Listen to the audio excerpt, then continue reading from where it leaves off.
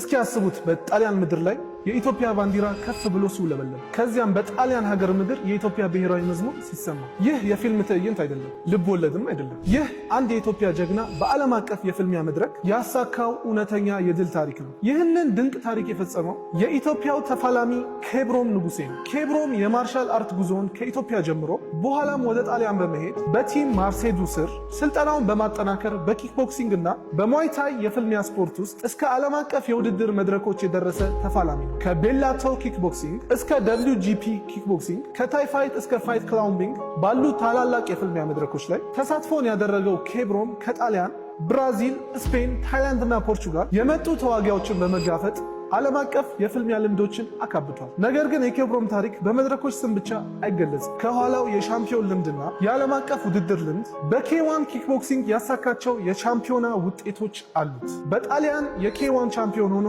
2 ጊዜ የወርቅ ሜዳሊያዎችን ማሳካት ችሏል። በሙዋይታይ የቻምፒዮንነትን ደረጃ ደርሷል። እንዲሁም በዓለም አቀፍ የውጊያ መድረኮች ላይ ሀገሩን ወክሎ ተፋልሟል። ኬብሮም በጣሊያን ያሳየው የድል አፍታ ከልብ የማይረሳ ነው። ተዋግቶ አሸነፈ፣ የኢትዮጵያንን ባንዲራ ከፍ አደረገ እና በጣሊያን ምድር የሀገራችን ብሔራዊ መዝሙር እንዲሰማ አደረገ። ያ ለኬብሮም የግል ድል ብቻ አልነበረም፣ ለኢትዮጵያውያንም ኩራት ነበር። ምክንያቱም በየጊዜው ወደ ሪንግ ውስጥ ሲገባ የራሱን ስም ብቻ ሳይሆን የሀገሩን የኢትዮጵያንም ስም ይዞ ይገባል። ነገር ግን አንድ ሻምፒዮና የሚታወቀው በቀድሞ ድሎቹ ብቻ አይደለም፣ ሁሌም አዲስ ፈተና ይጠብቀዋል። የኢትዮጵያን ባንዲራ በውጭ ሀገር ከፍ ያደረገው ኬብሮም ንጉሴ ወደ ሀገሩ ተመልሶ በኢትዮጵያ ምድር ላይ አዲስ የድል ታሪክ ለመጻፍ ወደ ሪንግ ይገባል። በዚህ ጊዜ ግን ፈተናው ቀላል አይሆንም።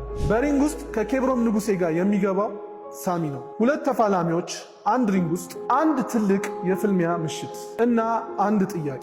ኬብሮም ንጉሴ በጣሊያን ያሳየውን የድል ታሪክ በራሱ ሀገር ላይ ደግሞ ሊያስመዘግብ ይችላል? ይህንን ታላቅ የውጊያ ምሽት ያዘጋጀው ዩናይትድ አፍሪካ MMA፣ ኢትዮ ፋይት ናይት እና ዮኒ ቬጋስ በጋራ በመሆን ነው። እናም የኢትዮጵያ የMMA ስፖርት ከፍ ወዳለ ደረጃ እንዲደርስ አዲስ መድረክ እየፈጠሩ ነው።